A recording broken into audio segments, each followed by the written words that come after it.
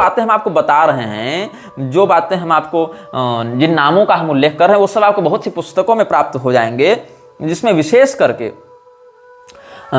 जो ब्लावात्स्की की collected writings हैं, या HPB स्पीक्स है, या लेटर्स, द पाथ, ये सब जो 1895 में छपे हुए थे, या जो 1887 में जेम्स सेनुआ का अला फैमिली कातकॉब, ये सब छपा हुआ है, वहाँ से बता रहा हूँ। अल्कॉट का जो वॉल्यूम 1 है ओल्ड डायरी लीव्स का, वहाँ से बता रहा हूँ। दयानंद सरस्वती वाली सारी बातें, या श्यामजी कृष्ण वर्मा वाली सारी बातें, जोसेलिन गॉडविन का द थियोसॉफिकल इनलाइटमेंट, ये सब से बता रहा हूँ। ब्लावात्स्की का HPB स्पीक्स का वॉल्यूम 1 का पृष्ठ 191, वहाँ से आपको बता रहा हूँ।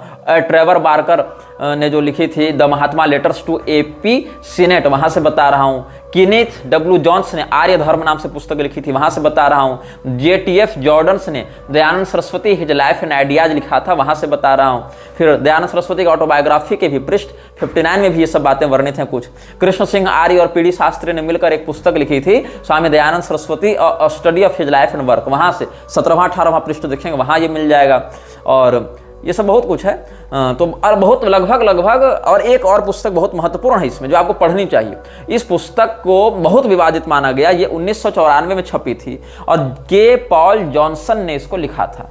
के पॉल जॉनसन ने एक पुस्तक लिखी थी the masters revealed madam Blavatsky and the myth of the great white lodge, ये इसने लिखी थी। किसने? के पॉल जॉनसन ने 1994 ईस्वी में।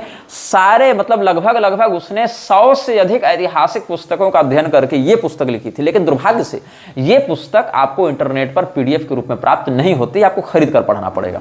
तो इस पुस्तक के कुछ भाग हम आपको बताने जा रहे हैं। इस पुस्तक में 32 लोगों का, चूंकि 33वें व्यक्ति थे श्रृंगेरी के शंकराचार्य, तो वो इनके प्रभाव में नहीं आ पाए थे। चूंकि इन लोगों ने श्रृंगेरी के शंकराचार्य को इनका षड्यंत्र पता कैसे चला था? ऐसे पता चला कि इन लोगों ने वेदों की भाषा को ही बदलने के लिए निवेदन कर दिया कि आप जगत गुरु हैं, आप शंकराचार्य हैं, आप अगर कह देंगे तो उस पूरा सनातन धर्म उस बात को प्रामाणिक मानने लग जाएगा, जो भी आस्थावान शास्त्रनिष्ठ हिंदू हैं। तो आप ऐसा कीजिए कि संस्कृत को वेदों की भाषा मत मानिए। बोले भैया ये कैसे हो सकता है कि संस्कृत को हम वेदों की भाषा ना माने? तो बोला क्या फिर माने? बोले एक भाषा हम आपके सामने लेकर आए हैं, यही भाषा वास्तविक भाषा है। विश्व की 7 रहस्यमयी प्रजातियों में, 7 रेसेज में, जिसमें ये अभी के मनुष्यों को 4th रेस ऑफ ह्यूमंस कह रहे हैं इवोल्यूशन के थ्योरी के आधार पर। ये इवोल्यूशन की थ्योरी डार्विन वाली नहीं है, ये बौद्धों के प्रभाव में आकर कालचक्र तंत्र आदि के आधार पर ये लोग कुछ बातें ला रहे थे HPB वाले। तो वहां से इन्होंने कहा कि हम एक भाषा की खोज कर चुके हैं, उस भाषा का नाम है सेंजार। आपने शायद इस भाषा का नाम पहले नहीं सुना होगा। इस भाषा का नाम है सेंजार, और सेंजार भाषा में SENZAR, तो सेंजार भाषा में इन लोगों ने एक भाष्य लिखने का दावा किया था HPB के ग्रुप वालों ने। तो मैडम ब्लावात्स्की ने कहा कि सेंजार ही वास्तव में ब्रह्मांड की भाषा है, यह प्राचीनतम भाषा है। संस्कृत क्या है? संस्कृत इसी का एक आधुनिक अर्वाचीन संस्करण है। सेंजार भाषा का ही अर्वाचीन और आधुनिक संस्करण कौन है? संस्कृत, सेंजार का। तो इसीलिए हमने एक भाष्य लिखा है सेंजार भाषा में, जिसका नाम है ब्रह्म भाष्य। इसीलिए श्रृंगेरी के शंकराचार्य को चाहिए कि सेंजार भाषा को आधिकारिक भाषा के रूप में मान्यता दें, आधिकारिक प्राचीनतम वैदिक भाषा के रूप में मान्यता दें, और संस्कृत को उसके अपडेटेड जो है मॉडर्न लैंग्वेज के रूप में मान्यता दें। तो श्रृंगेरी के शंकराचार्य जी को खटक गया कि ये तो कुछ जाल फांस वाली बात हो रही है। तो पत्र व्यवहार तो हुआ है श्रृंगेरी मठ के साथ थियोसॉफिकल सोसाइटी के लोगों का, किंतु श्रृंगेरी मठ उनके प्रभाव में आते आते बच गया। और आज भी श्रृंगेरी मठ के बहुत से अधिकारी विदेशी संस्थाओं के साथ मिलकर ऐसी बहुत सी पैशाचिक संस्थाओं और उससे जुड़े लोगों को श्रृंगेरी मठ में घुसाने का प्रयास करते रहते हैं, या श्रृंगेरी मठ के एसोसिएशन के साथ विदेशों में ऐसे संस्थान खोलने का प्रयास करते रहते हैं। जिसमें श्रृंगेरी शंकराचार्य से ही जुड़े एक निकटवर्ती व्यक्ति ने हमें बताया कि श्रृंगेरी के शंकराचार्य तक बहुत कुछ बातें भी पहुंचने से रोक दी जाती हैं, और बाद में जब उनको पता चलता है कि मेरे मठ के नाम पर यहाँ पर ये घटनाएं हो रही है, ये संस्थान रजिस्टर कराया जा रहा है, तो फिर वो वहां पर रोक लगवाते हैं कि नहीं, ये सनातन धर्म के विरुद्ध जा रहा है। ऐसी भी बहुत सी घटनाएं हमारे जानकारी में पिछले 10 से 15 साल के बीच में हुई हैं। तो ये जो पुस्तक है इसमें कुछ बात, अच्छा सेंजार भाषा के बारे में हम आपको थोड़ी बातें बता देते हैं कि ये सेंजार भाषा क्या है। सेंजार को जो है डेजान की भाषा कहा जाता है। अब डेजान जो है वो क्या है, तिब्बत में कुछ विशेष मंत्रों का संग्रह ग्रंथ डेजान कहलाता है। अब डेजान का जो उच्चारण है उसमें हमको हो सकता है थोड़ी त्रुटि होती हो, लेकिन मैं आपको इसकी स्पेलिंग बता देता हूं, DZYAN। इसको आप सर्च करेंगे, बुक ऑफ डेजान सर्च करेंगे तो इसको सीक्रेट डॉक्ट्राइन भी ये लोग कहते हैं, मतलब एक गुप्त अनुशासन की पुस्तक है। तो ये बहुत बहुत महत्वपूर्ण, मतलब एक प्रकार से इसको एक सिग्मा कॉन्स्टिट्यूशन कहा जाता है ऑकल्टिस्ट के क्षेत्र में। तो इसने क्या कहा, मैडम ब्लावात्स्की ने लिखा है कि हम जब तिब्बत में रिसर्च कर रहे थे तो हमको इसकी एक पांडुलिपि मिली, और जो संसार की जो भाषा है वही वास्तव में ब्रह्मांड की भाषा है, और ये एक ऑकल्ट ब्रदरहुड के माध्यम से सुरक्षित रखी गई है इस भाषा को। यह ऑकल्ट ब्रदरहुड क्या था, इसको ये लोग कहते थे। अच्छा, मैक्स मुलर को जब ये पता चला, क्योंकि मैक्स मुलर वेदों पर भाष्य लिखने का प्रयास कर रहा था और मैक्स मुलर संस्कृतज्ञ के रूप में अपने आप को स्थापित करना चाह रहा था, और मैक्स मुलर भी ब्लावात्स्की का समकालीन व्यक्ति के समान रहा है। तो मैक्स मुलर को जब ये पता चला कि ब्लावात्स्की ने कोई संजार भाषा का प्रमोशन किया है, तो उससे पूछा गया कि आपका क्या कहना है। तो मैक्स मुलर ने एक बयान दिया है जिसमें एक लाइन बहुत महत्वपूर्ण है, वो लाइन मैं यहां कोट करना चाहूंगा। In this matter Madam Blavatsky is either a remarkable forger or she has made the most valuable gift to archaeological research in the Orient। Max Muller ने टिप्पणी की है कि मेरी दृष्टि में मैडम ब्लावात्स्की या तो एक बहुत ही महत्वपूर्ण ठग है, फॉर्जरी कर रही है संजार भाषा के नाम से, या फिर उसने आर्कोलॉजिकल रिसर्च में एक बहुत महत्वपूर्ण उपहार दिया है पूरे विश्व को, जो इन रहस्यों को समझने में हमारी मदद कर सकता है। तो बुद्धिस्ट तंत्र को, वो शेष करके वज्रज्ञानी तिब्बती बौद्ध तंत्र को समझने के लिए जो बुक ऑफ डेजान है उसका प्रयोग ये लोग करते हैं। और एक पुस्तक लिखी थी एसिस अनवेल्ड। एसिस एक देवी है मिस्र में, एसिस नाम की एक नदी भी बहती है। तो एसिस या आइसिस भी इसको कहीं कहीं पढ़ते हैं। अनवेल्ड नामक पुस्तक में, एसिस अनवेल्ड में ब्लावात्स्की ने लिखा है कि संजार जो है वही एंसेंट इंग्लिश है। और फिर जॉन एल्गो ने भी इस बात का बहुत रेफरेंस दिया है। तो जो एटलांटिस के बारे में आप जानते हैं कि नहीं जानते हैं? एटलांटिस एक रहस्यमयी नगर है। एटलांटिस को कुछ लोग सच्चा मानते हैं और कुछ लोग काल्पनिक मानते हैं। कहा जाता है इस पृथ्वी पर किसी स्थान पर एटलांटिस नाम का एक शहर हुआ करता था, जो लगभग नॉट सेकंड टू हेवन ऐसा माना जाता, मतलब लगता था पृथ्वी का स्वर्ग है। आजकल के कुछ रिसर्चर्स ये मानते हैं कि भगवान श्री कृष्ण की जो द्वारकापुरी है, उसी द्वारकापुरी के चकाचौंध को देखने के कारण विदेशी लोगों ने, जो उस समय विदेशी लोग होंगे, उनको जब द्वारका के बारे में पता चला होगा, उन्होंने उसका नाम अटलांटिस रख दिया होगा। चूंकि अटलांटिस और द्वारका में 3 समानताएं हैं। पहली समानता यह है कि दोनों समुद्र से घिरे हुए नगर हैं, द्वारका नगरी भी भगवान कृष्ण की द्वारका, और जिस अटलांटिस की बात हम कर रहे हैं, जिसकी कल्पना लोग करते हैं, उन दोनों में क्या 3 समानता है। पहली समानता कि दोनों समुद्र से घिरी हुई नगरियां हैं, दोनों पृथ्वी के स्वर्ग के समान प्रतिष्ठित हैं। ऐसे द्वारका में तो स्वर्ग की सुधर्मा सभा भी भगवान ने बुला ली थी इंद्र को कह के। ये दोनों बातें हो गई। तीसरी समानता क्या है, दोनों नगरी अटलांटिस और द्वारका जलमग्न होकर समुद्र में डूब गई हैं।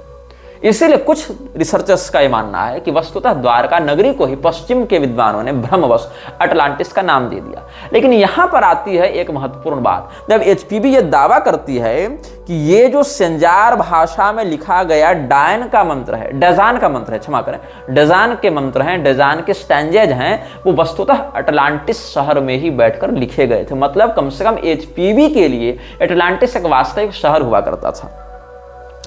और यह भी कहा जाता है कि पश्चिम और प्राचीन ज्योतिषियों ने डेजान के मंत्रों का प्रयोग करके ग्रह नक्षत्र ज्योतिष विद्या के विषय में बहुत निपुणता प्राप्त की।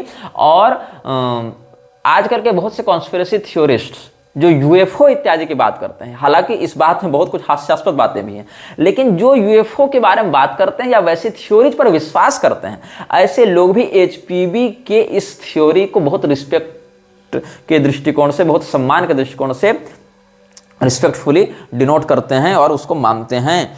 तो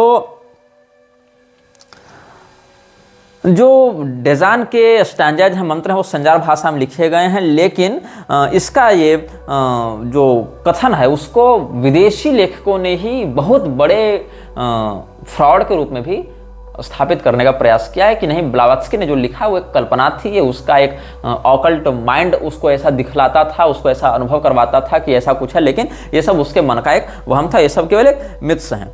हालांकि 1836 ईस्वी में कलकत्ता के एशियाटिक रिसर्च में जो 20वां भाग है, आपको अगर राजा राममोहन राय वाला एपिसोड याद होगा तो उसमें हमने श्रीरामपुर ट्रायो का जिक्र किया था। श्रीरामपुर ट्रायो ने एशियाटिक रिसर्च की स्थापना में भी बहुत बड़ा योगदान दिया है। श्रीरामपुर कॉलेज की स्थापना में भी, श्रीरामपुर कॉलेज से योगानंद भी जुड़ा हुआ था, है ना।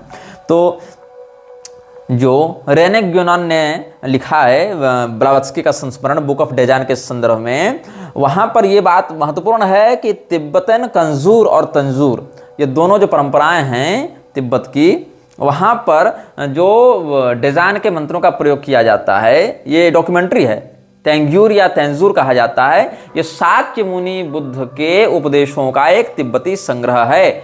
और इसी प्रकार से मतलब दो भागों में, एक को कहते हैं कंग्यूर और दूसरे को कहते हैं तेंग्यूर। मतलब एक प्रकार से आप समझ लें तो उनके लिए ओल्ड टेस्टामेंट और न्यू टेस्टामेंट, इस प्रकार से आप इसको समझ सकते हैं।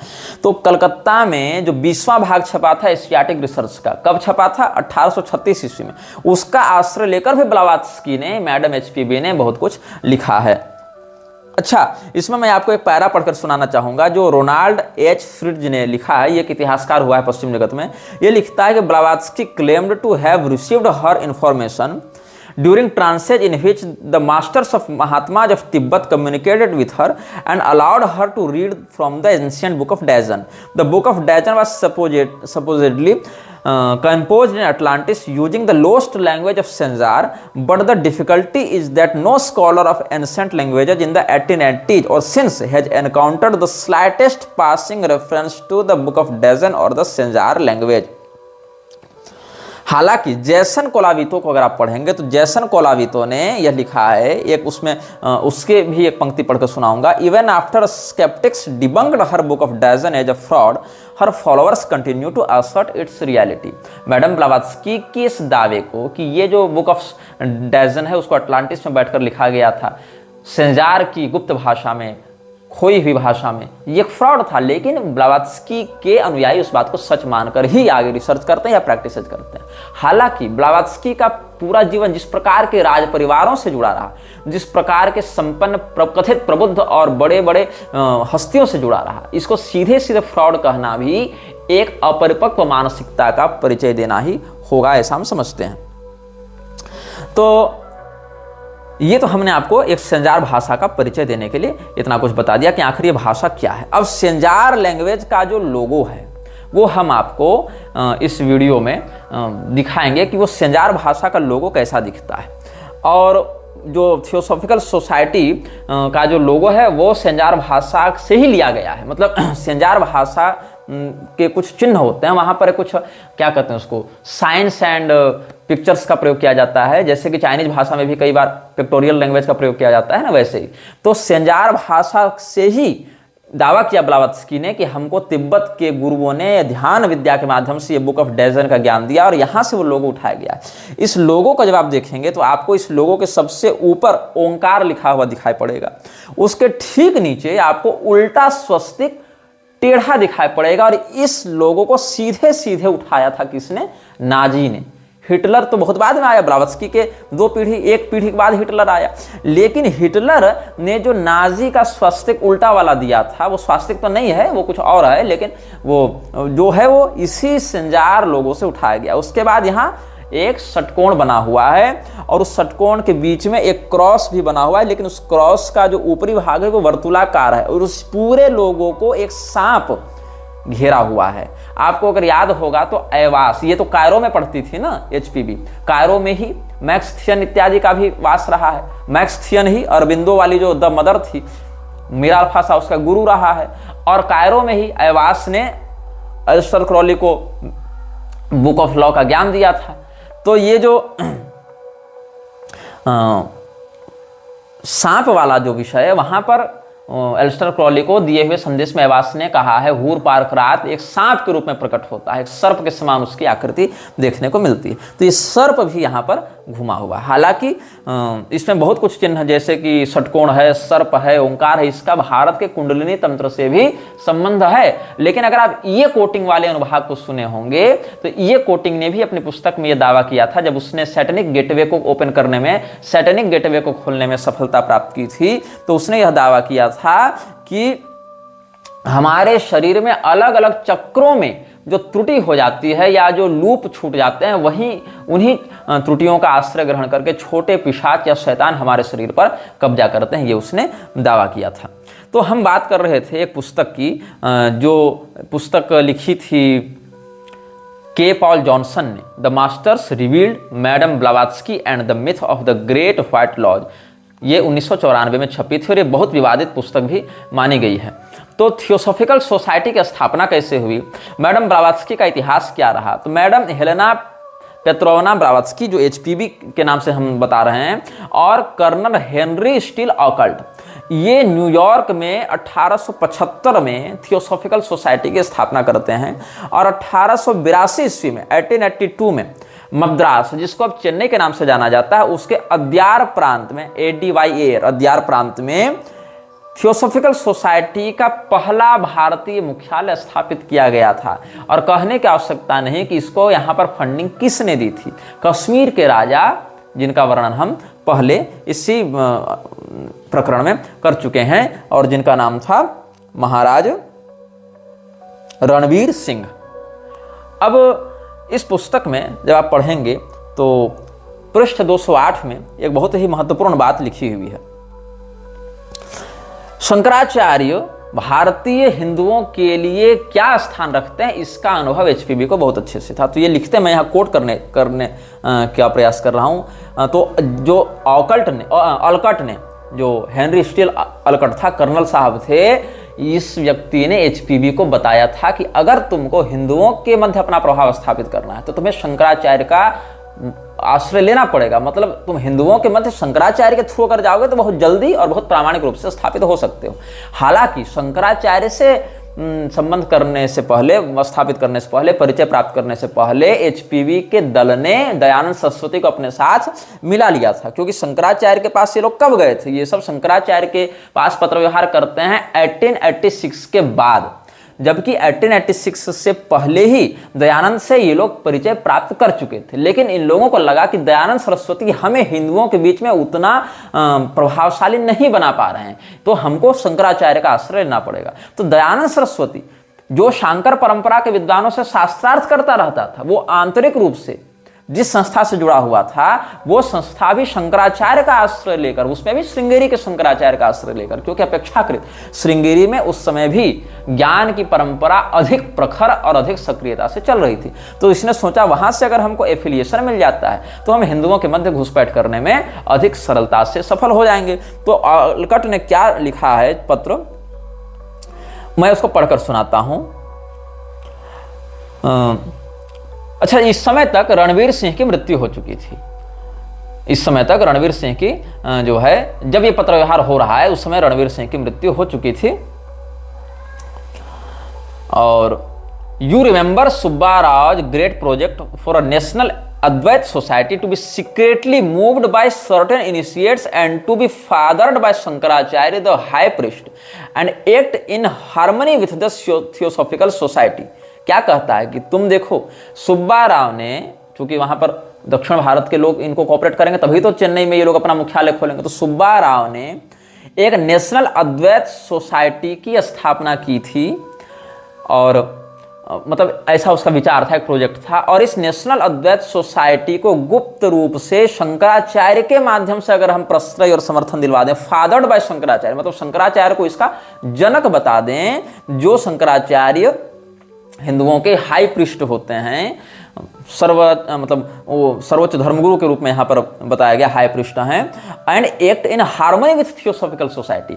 तो क्या करेंगे ये लोग, पहले सुब्बा राव के माध्यम से नेशनल अद्वैत सोसाइटी की स्थापना करेंगे और अद्वैत शब्द को उठा के शंकराचार्य से जोड़कर शंकराचार्य से समर्थन दिलवा देंगे, और वहां से शंकराचार्य को थियोसॉफिकल सोसाइटी के साथ सद्भावपूर्ण सहयोग के लिए राजी कर लेंगे। ये इनका षड्यंत्र था।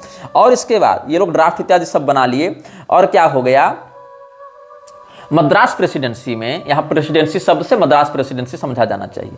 तो क्या कहता है ये लोग, well it has just been born, rules have been drafted. ये अभी प्रोजेक्ट तो हम लोग लेकर ही आए हैं, अभी हम लोग नियमावली बना ही रहे हैं। Shankaracharya presidency is agreed by him, some 400 और 500 pandits alone in this presidency will join. Money is offered to put up a lecture hall in Madras with Advaita preachers going all over India. Subba Rao means to work it so that it will strengthen existing Theosophical societies, TS branches and hatch new ones where there are none. So you see, he is especially anxious that there should be no new scandals or rows in connection with the TS for fear Shankaracharya and initiate, and the whole Orthodox party should be frightened and get themselves to break us up.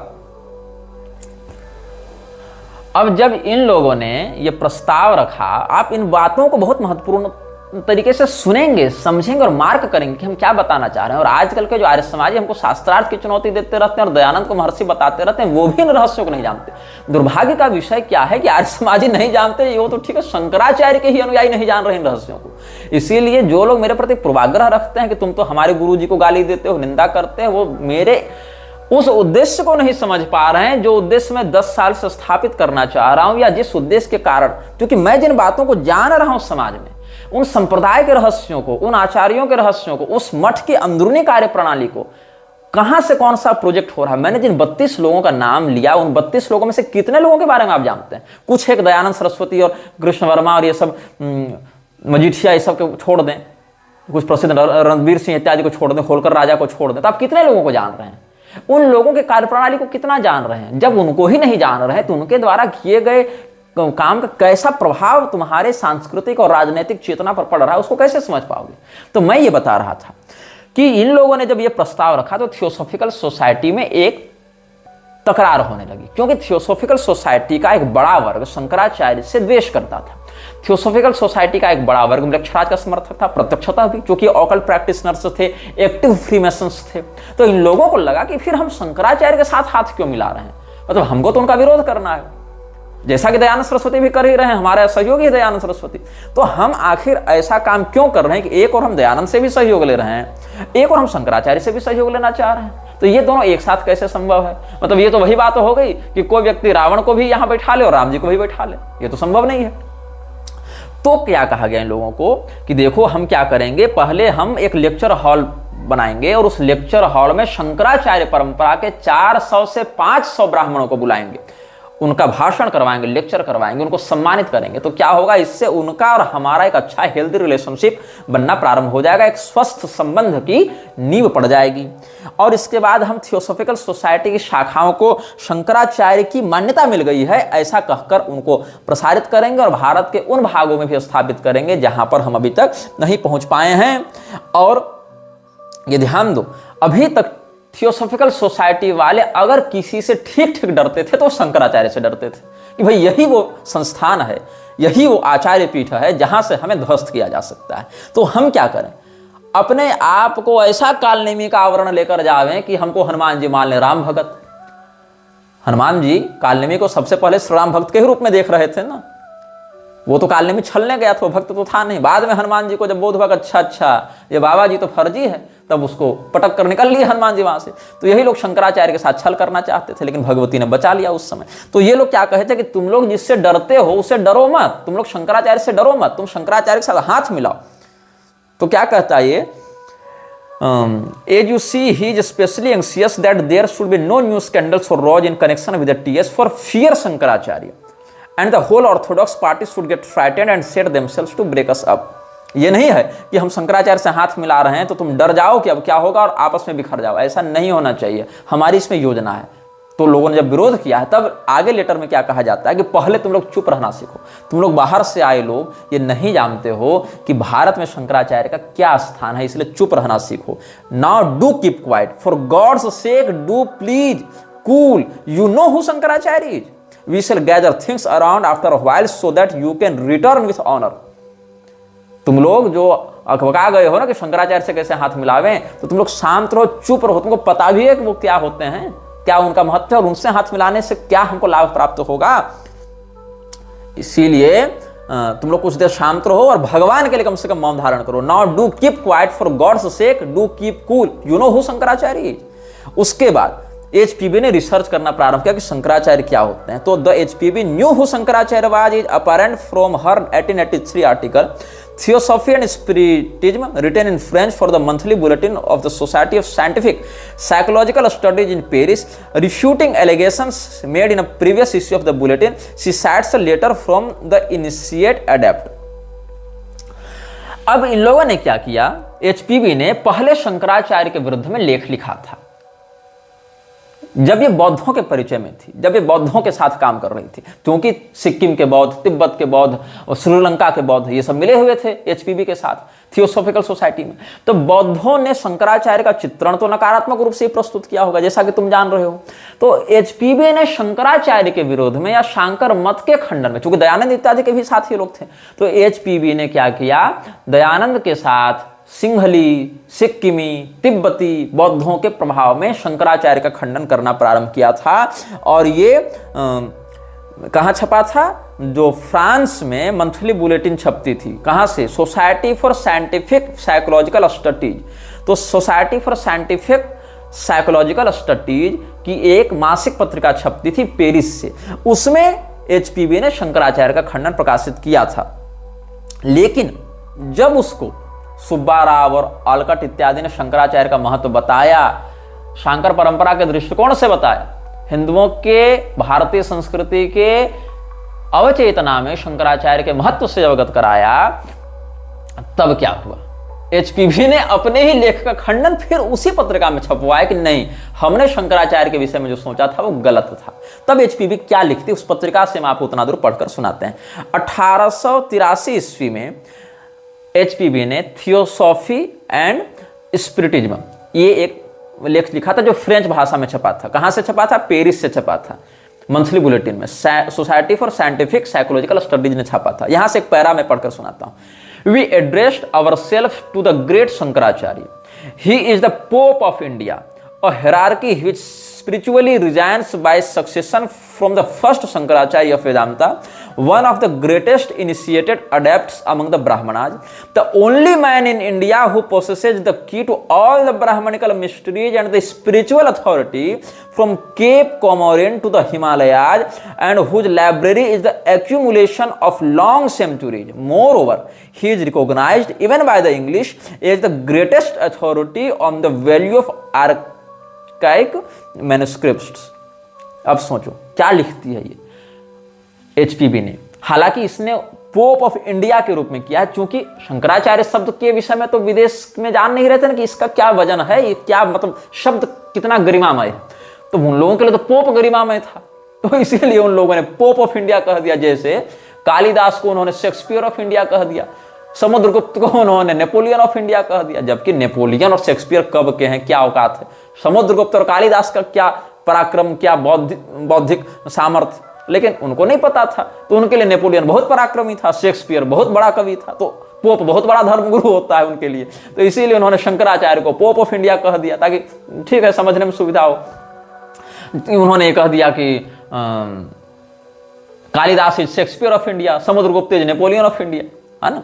तो उस शब्द को अगर हम ignore करें उनकी सांस्कृतिक मजबूरी के कारण, व्यवस्था के कारण, तो समझिएगा। मैं पुनः आपको पढ़कर सुनाता हूं ये पैराग्राफ जो एचपीबी ने लिखा है, ऑथेंटिक बात बता रहा हूं। We addressed ourself to the great Shankaracharya, he is the pope of India, hierarchy which spiritually reigns by succession from the first Shankaracharya of Vedanta, one of the greatest initiated adepts among the Brahmanas, the only man in India who possesses the key to all the Brahmanical mysteries and has spiritual authority from the Cape Comorin to the Himalayas and whose library is the accumulation of long centuries. Moreover, he is recognized even by the English as the greatest authority on the value of archaic manuscripts. क्या कहते हैं ये लोग कि जो शंकराचार्य हैं वो यद्यपि ब्रिटेन की सत्ता भारत को आक्रांत कर रही है, लेकिन उस ब्रिटेन की सत्ता के द्वारा भी शंकराचार्य को हिंदुओं के सर्वोच्च धर्मगुरु के रूप में मान्यता दी गई है। और शंकराचार्य क्या होते हैं, तो ये भारत में जो पहले शंकराचार्य हुए, जो दीक्षित वास्तविक शंकराचार्य आदि गुरु हुए, जो वेदांत की परंपरा को आगे बढ़ाते हैं और ब्राह्मणों में जिनकी बड़ी प्रतिष्ठा है वो शंकराचार्य। ब्राह्मण तात्पर्य से यहां पर केवल ब्राह्मण नहीं होगा, ब्राह्मण के अंतर्गत ब्राह्मण जो धर्म ग्रंथ हैं, वेद पुराण स्मृति शास्त्र और उनकी मर्यादा में आने वाली चातुर्वर्ण वर्णाश्रम व्यवस्था, उसका यहां संकेत समझना चाहिए। तो ब्राह्मणों में जो सर्वोच्च होते हैं वो दंडी सन्यासी के रूप में, और वहां से भी जो चातुर्वर्ण में ब्राह्मण टॉप पर, ब्राह्मण में दंडी सन्यासी में फिर शंकराचार्य, ऐसा मानकर ये वर्णन कर रही है कि केप कोमोरिन जो है। अब केप कोमोरिन क्या है, ये कन्याकुमारी में एक छोटा सा टापू है, मतलब केप कोमोरिन में ही आपको वो मिलेगा ना जहां पर इन लोगों ने विवेकानंद की मूर्ति लगा रखी है, जहां पर भगवती का मंदिर है, वो कन्याकुमारी मंदिर। तो कन्याकुमारी से लेके हिमालय तक अगर किसी का सनातन धर्म के ऊपर एक छत्र शासन है, जिसके पास स्पिरिचुअल अथॉरिटी है, तो एक व्यक्ति है, और उस व्यक्ति को हम कहते हैं शंकराचार्य। ये किसने लिखा है, HPB ने लिखा है। और केप कोमोरिन मतलब कश्मीर से कन्याकुमारी समझ लो, केप कोमोरिन टू हिमालयाज मतलब कश्मीर से कन्याकुमारी। और उनका जो पुस्तकालय है वो कई शताब्दियों से भारतीय दुर्लभ ज्ञान विज्ञान को धारण कर रहा है, और इस बात का महत्व तो कम से कम अंग्रेज तक स्वीकार करने को विवश हैं। ये इसने लिखा है। इसीलिए इसका क्या उद्देश्य है इतना लिखने का, इसके बाद इसने अपना षड्यंत्र स्थापित किया। अब तुमने सुना तो तुमको लगा अरे वाह ये तो बहुत गजब। आजकल भी लोग कहते हैं ना कि वर्ल्ड बैंक वाले, नासा वाले, ये सब आके हमारे गुरु जी से, शंकराचार्य जी से मार्गदर्शन ले रहे हैं, ये कर रहे हैं वो कर रहे हैं। मार्गदर्शन लेने क्यों आते हैं, उसका वो क्या करते हैं, इस पर भी थोड़ा ध्यान दिया करो, ज्यादा सुख की प्राप्ति मत रहो। तो इस चिट्ठी के बाद इसने क्या किया, इस चिट्ठी के ठीक बाद एक रेफरेंस मिलता है आपको जहां पर सेंजार ब्रह्म भाष्य का वर्णन किया गया है। और सेंजार ब्रह्म भाष्य को ब्राह्मणों का सबसे प्राचीन और पवित्र शब्द ग्रंथ बताया गया है, the secret sacerdotal language of the Brahmans with reference of Senzar Brahma Bhashya. तब ये कहा गया कि आप सेंजार ब्रह्म भाष्य को मान्यता प्रदान करें। अब जिस व्यक्ति के बारे में हम आपको बताए थे, शरद चंद्र दास, जो कि तिब्बत में गया था और सिक्किमी बौद्ध के माध्यम से ये तिब्बत में गया था, तो वहां पर जब इसको, अच्छा इसमें आप जब वो वापस लौटा था, ये तो मरा नहीं शरद चंद्र दास, ये जब वापस लौटा तो जॉन मैकग्रेगर ने एक पुस्तक लिखी थी, वहां पर इसका संदर्भ मिलता है, तिब्बत अ क्रॉनिकल ऑफ एक्सप्लोरेशन। तो इसमें इस बात को लिखा गया है कि जब पता चला वहां के बौद्धों को कि हमारे मठ में, कौन सा मठ था इस विषय में एक बार हम आपको फिर से याद दिला दे रहे हैं, कौन मठ था, कहां गया था, इस विषय में फिर से बता दे रहे हैं। शरद चंद्र दास जो एक बंगाली खोजकर्ता था, जो अंग्रेजों का गुप्तचर भी हुआ करता था, उसने सिक्किम के एक बौद्ध लामा जिसका नाम था उग्यन ग्यात्सु, उसकी सहायता से तिब्बत के ताशिल हुनपो मठ में प्रवेश किया था। ताशिल हुनपो मठ में प्रवेश करवाने में वहां के पंचेन लामा के प्रधानमंत्री सेंगचेम तुलकू का बहुत बड़ा हाथ था। तो इसने क्या किया था, शरद चंद्र दास ने वहां जाकर वहां की पांडुलिपियों को चुराकर और वहां से बहुत कुछ बातें जोड़ तोड़कर इस सप्लाई करता था थियोसॉफिकल सोसाइटी से जुड़े लोगों को। और HPB के काम में ये भी व्यक्ति का जो रिसर्च है बहुत महत्वपूर्ण काम आया। तो इसमें क्या हुआ आपको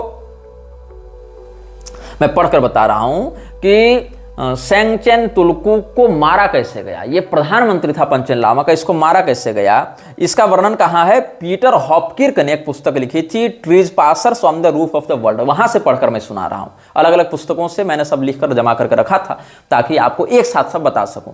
तो पीटर हॉपकिर्क ने इसका वर्णन किया है और जॉन मैकग्रेगर ने भी इसका वर्णन किया है, और इसका वर्णन आपको के पॉल जॉनसन की पुस्तक में भी मिलेगा। तो मैं आपको एक साथ तीनों लेखकों का मत बता रहा हूं, और इसके लिए उन्होंने रेफरेंस दिया है शरद चंद्र दास इत्यादि के ही बातों का। तो ये क्या कह रहा है, he was arrested, imprisoned, flogged, then flung still living and with his hands tied behind his back into the sangpo, the hands and feet of his servants has been cut off. क्या हो गया? आगे हाँ, their hands and feet of his servants had been cut off, their eyes gouged out, and they were then left to die in agony. Further, more than official himself, a high-ranking lama at the head of a monastery was condemned posthumously to eternal damnation, a punishment more to be dreaded than death by a devout Tibetan Buddhist. When, soon after his execution, his reincarnation appeared in a small boy, the child was callously abandoned. Frontier officials who had led the intruder past the checkpoint were also severely punished, and 19 years later, 2 other men who had been implicated were still in chains in a Lhasa dungeon. The gatecrasher who has caused all this trouble was शरत चंद्र दास. सरल भाषा में हम आपको एक तो paragraph बता दिया और बाकी बात नहीं, आगे पीछे से मैं आपको जोड़कर बता दे रहा हूं कि हुआ क्या था अंततः. बौद्धों का ये जो रहस्यमय मठ था, इस मठ में जो गुप्त बातें दर्ज थी, यहाँ के पुस्तकालय में जो गुप्त बातें लिखी हुई थी, आपने अगर पंडित गोपीनाथ कविराज को पढ़ा होगा तो उन्होंने भी ज्ञानगंज के नाम से एक पुस्तक लिखी है, वहां पर भी इन क्षेत्रों से जुड़े ऐसे रहस्य आपको मिलेंगे. हालांकि बाद में इन रहस्यों का गलत प्रयोग करते हुए नारायण दत्त श्रीमाली ने बाद में स्वयं को परमहंस निखिलेश्वरानंद के नाम से स्थापित कर दिया, स्वयं को ही भगवान के समान पूजवाने लगे, और बाद में उनके बाल बच्चों ने तो ये बाजार और खड़ा कर दिया, कह दिया हम ही उस सिद्धाश्रम के सबसे बड़े योगीराज हैं, हमारा ही सब जगह राज चलता है. खैर, हम बात कर रहे थे शरत चंद्र दास की. जितने भी लोगों ने, पंचन लामा से ऊपर भी और पद है ना, तो जितने लोगों ने, हालांकि पंचन लामा भी खुद में बहुत बड़ा पद है, मतलब आप ऐसे मान लीजिए कि दलाई लामा को प्रधानमंत्री और पंचन लामा को मुख्यमंत्री, लेकिन मुख्यमंत्री भी छोटा पद तो है नहीं. तो हालांकि इसमें भी अलग अलग कार्यों में अलग अलग कर्म के समय अलग अलग लामा की ही प्रधानता होती है. जैसे यज्ञ में आचार्य का अलग महत्व है, होता का अलग है, अध्वर्यु का अलग है, उद्गाता का अलग है, प्रस्तोता का अलग है. तो कैसा कर्म है, उस कर्म के समय किस प्रकार के ऋत्विक का वहां पर प्रयोग होना, उसके आधार पर उसका महत्व घटता बढ़ता है. अस्तु, खैर ये तो अलग याज्ञिक विषय हो गया. हम यहां बता रहे थे कि जितने लोगों ने सहयोग किया था शरत चंद्र दास को अंदर घुसाने में, चाहे वो प्रधानमंत्री हो, चाहे वो गेट कीपर हो, चाहे वो उसको भोजन देने वाला हो, चाहे उसको लाइब्रेरी में घुसाने वाला हो, चाहे पांडुलिपि उठा कर देने वाला हो, टोटल हर एक व्यक्ति को दंडित किया गया. पंचन लामा को तो मार दिया गया, पंचन लामा का माथा काट दिया गया, और इतना ही नहीं, उनको 2 जन्मों की सजा सुनाई गई. इस जन्म में मृत्युदंड और अगले जन्म में निर्वासन. क्योंकि अगर आप बौद्धों की परंपरा को जानते हैं तो बौद्धों में जो वज्रयानी तंत्र है, उसके जो अभी भी पारंपरिक साधक हैं वो भविष्यवाणी करते हैं कि ये लामा का दूसरा जन्म कहां पर होगा, किस रूप में होगा, इनकारनेशन उसका कैसे होगा, उसका रिबर्थ कैसे होगा. ये बात बौद्धों में अभी भी मान्य है. दलाई लामा की भी चयन विधान में ये बात आती है कि वो कैसे पुनर्जन्म लेगा, वो व्यक्ति कहां लेगा, किसके बच्चे के रूप में लेगा, इसकी भविष्यवाणियां होती हैं. तो जो पंचन लामा का वध किया गया, उसको मृत्युदंड दिया गया, 2 जन्मों तक उसको दंड दिया जाएगा. 1 जन्म में मृत्युदंड, और मृत्युदंड से कैसे, पहले उसको अरेस्ट किया गया, उसको कैद में डाला गया, उसको खूब पीटा गया, उसके गले में जंजीरों से जकड़कर उसके गले को घोटा गया, और बाद में फिर उसके हाथ को उसके पीठ में, जैसे क्या कहते हैं उसको, पानी में उसका मुंह को ऐसे डाल के टॉर्चर कैसे करते हैं विलेन लोग, तो पानी में उसके मुंह को डालकर टॉर्चर करते थे, एकदम दम घुटता था, फिर निकालते थे, फिर पीटते थे, फिर उसको गले में पूरा फांसी का फंदा लगाकर खींचते थे. बस मरने से एक चरण पीछे उसको छोड़ देते थे. और ऐसे खूब टॉर्चर करने के बाद इन लोगों ने क्या किया, वहां के वज्रयानी बौद्धों ने जब अपना रहस्य बाहर निकाल रहे थे ये लोग, उस समय क्या किया था, उनके हाथों को पीछे की ओर बांधा और उसको जेल में डाल दिया. उसके बाद ये लोग उसके सेवकों की ओर आए, जो पंचन लामा के सेवक थे और दलित थे नौकर जाकर, तो उनके हाथ और पैर दोनों को काट दिया गया, उनकी आंखों को निकाल दिया गया और उनको मरने के लिए छोड़ दिया गया. जब तक जिंदा रहेगा 1-2 घंटा खून निकल जाएगा पूरा तो मर जाएगा व्यक्ति अधिक रक्तपात से. तो हाथ पर काट के आंख निकाल कर छोड़ दिया गया. इतनी दर्दनाक मृत्यु दी गई है इन लोगों को, इस मठ में घुसपैठ करने का दुष्परिणाम. सोचो, आज जो हमारे हिंदू धर्म के मठ मंदिरों में कब्जा किया जा रहा है, हमारे हिंदू धर्म के मठ मंदिरों को विकृत किया जा रहा है, यह अनुशासन व्यवस्था का 1% भी हम अपना पा रहे हैं क्या? हालांकि ये तो बिल्कुल पैशाचिक क्रूरता है, लेकिन अनुशासन तो कम से कम होना चाहिए हमारे मठों में, कि नहीं होना चाहिए। यहाँ तो धर्मनिष्ठ साधु महात्मा की निंदा की जा रही है, उनको ढोंगी पाखंडी संत निंदक बताया जा रहा है, और जो नेता मंत्री चापलूस लोग हैं, व्यभिचारी कुकर्मी भूमाफिया हैं, उनको मठों में घुसाया जा रहा है, उनको जगत गुरु बनाया जा रहा है, उनको महामंडलेश्वर बनाया जा रहा है, उनके साथ उठा बैठा जा रहा है आचार्यों के द्वारा। तो यहां पर मैं बताना चाह रहा हूं कि पहले पीटा गया, दम घोंटा गया, फिर जेल में डाला गया, ये तो बड़े अधिकारियों के साथ, उनके सेवकों के हाथ पैर काट के आंखें निकालकर उनको मरने के लिए छोड़ दिया गया। उसके बाद a high ranking lama at the head of monastery was condemned posthumously to eternal damnation, a punishment more to be dreaded than death, by a devout Tibetan Buddhist. Well soon after his execution, his reincarnation appeared in a small boy. The child was courteously abandoned. क्या हुआ कि जब उसको जब फिर लामा को निकाला गया जेल से, उसको मारा गया, उसका वध जब किया गया, तब क्या हुआ, उसका जो चेतन तत्व था, वो जो कि भविष्यवाणी थी जैसे कि ये फिर इस बच्चे के रूप में पुनर्जन्म लेगा। पुनर्जन्म से तात्पर्य हमेशा ये नहीं होता है कि मरेगा, उसके 10-20 साल के बाद कोई जन्मेगा। ऐसा भी हो सकता है कि बच्चा पहले से जन्म ले चुका हो, मरने के बाद इसकी चेतना, इसकी प्रज्ञा उसकी बॉडी को ओवरटेक कर लेगी, मतलब बॉडी उसका रहेगा लेकिन इसकी चेतना वहां पर सबमर्ज हो जाएगी और फिर वो उस रूप में रूल करने लगेगा। ये हो जाता है परकाया प्रवेश टाइप का, आप मान लो। तो जिस बच्चे के अंदर उसको ट्रांसफर करना था अपने अगले जन्म के रूप में, जब उस बच्चे के रूप में वो ट्रांसफर होता है, तब उस बच्चे को निर्वासित कर दिया गया उस तिब्बत की ठंड में, उस बर्फ से भरे हिमालय की वादियों में, उसको निकाल दिया गया मठ से, उसको निर्वासित कर दिया गया। और इसके बाद जितने लोग हर द्वार के द्वारपाल के रूप में नियुक्त थे, जहां जहां से ये व्यक्ति घुसा था, घुसपैठिया, हर द्वारपाल को दंडित किया गया। 19 साल तक का रिकॉर्डेड डॉक्यूमेंट है, 2 द्वारपालों को उम्र कैद मिली थी जिसमें 19 साल तक वो जेल में थे, इसका तो रिकॉर्डेड डॉक्यूमेंट मिलता है। उसके बाद वहां पर जाकर जांच पड़ताल कौन करे, वहां से इंफॉर्मेशन कौन निकाले, लेकिन 19 साल तक का रिकॉर्ड प्राप्त होता है। और ये सारे जो उपद्रव थे उसको किसने अंजाम दिया, इसका मूल स्रोत कौन था, तो कहते हैं the great crasher who has caused all this trouble was Sarat Chandra Das. Sarat Chandra Das ही वो व्यक्ति था जिसने इतना उपद्रव वहां पर करवा दिया, लेकिन इसको कुछ नहीं हुआ, ये पहले भाग गया था वहां से सारा कांड करवा के। और बाद में जब जांच वहां हुई तब इस जांच में इन दोषियों को दंडित किया गया। लेकिन चूंकि शरत चंद्र दास अंग्रेजों का गुप्तचर था, इसलिए अंग्रेजी सरकार ने इसको प्रोटेक्ट किया, वो लोग वहां से अटैक करके इसको दंडित करने की स्थिति में नहीं थे। तो ये सब बातें समाज में सामने आई हैं। इस पूरे घटनाक्रम में जिस व्यक्ति को सबसे अधिक दयनीय माना गया वो था बेचारा सेंगचेन तुलकू। सेंगचेन तुलकू का वर्णन करते हुए लोग, डेरेक वायलर ने इस पर रिसर्च किया है। डेरेक वायरल ने रिसर्च करके सेंगचेन तुलकू पर बहुत कुछ लिखा है, और एल ऑस्टिन वैडल नामक एक व्यक्ति की रिपोर्ट का यहां हवाला दिया गया है। जब यह व्यक्ति एल ऑस्टिन वैडल 1903-4 में यंग हस्बैंड एक्सपेडिशन जो लहासा में था, वहां पर जब ये गया था, तो वहां पर लोगों ने बताया, जो लहासा का गवर्नर था उस समय, उसने बताया कि जो ताशिल हुनपो मठ का जो प्राइम मिनिस्टर था, जो सेंगचेन तुलकू था, तो वो व्यक्ति बहुत मासूम था, उसको पता ही नहीं था, मतलब वो बिल्कुल निश्चल व्यक्ति था। लेकिन उसने जो शरत चंद्र दास पर मासूमियत से भरोसा कर लिया ना, इसी के कारण उसके जीवन में इतना अत्याचार हुआ। उसको कई दिनों तक सार्वजनिक पिटाई पड़ी। उसको बीच चौराहे पर वहां के लोगों के बीच में खंभे में से बांधकर उसको लोग पीटते थे, और पीटकर मारा है उसको, उसकी हत्या करके उसका अंतिम संस्कार ही बौद्ध परंपरा से नहीं होने दिया था, उसके शरीर को नदी में फेंक दिया गया था। और इससे अधिक क्या हुआ, उसको बौद्ध तंत्र की विधि में शापित किया गया कि तुम पुनर्जन्म नहीं ले सकते। इधर जो लामा का पुनर्जन्म हुआ था, पंचेन लामा को जो दंडित किया गया, उसका जो पुनर्जन्म हुआ, उस बच्चे को निकाल दिया गया, और इसका तो पुनर्जन्म ही नहीं होगा। बहुत दीर्घ काल तक ये बौद्ध परंपरा के तंत्र शाप से ये कर्स्ट स्पिरिट के रूप में भटकेगा, इसका इनकारनेशन नहीं होने दिया जाएगा, ऐसा उन लोगों ने इसको शाप दिया था। और ये मतलब बताया गया बाद में कि ये एक मतलब बहुत ही विनम्र, बहुत ही हंसमुख व्यक्ति था जो सेंगचेन तुलकू था।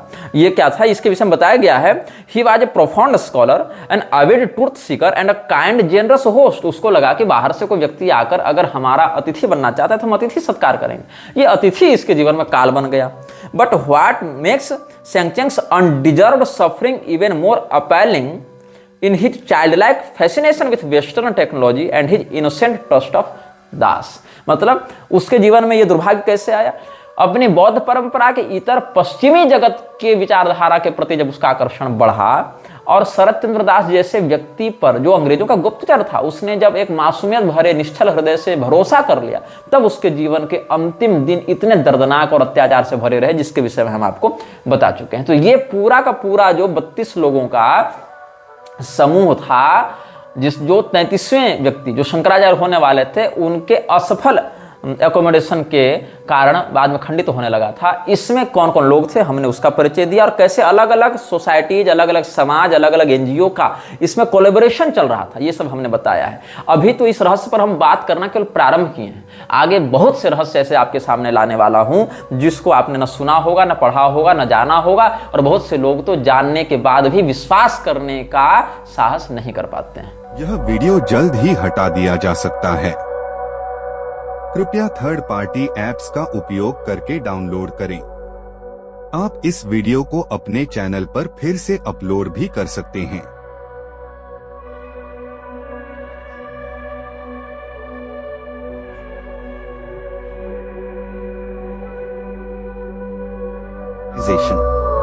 This video may get deleted soon. Please download using third party apps. You may also re-upload this video on your channels. Thank you.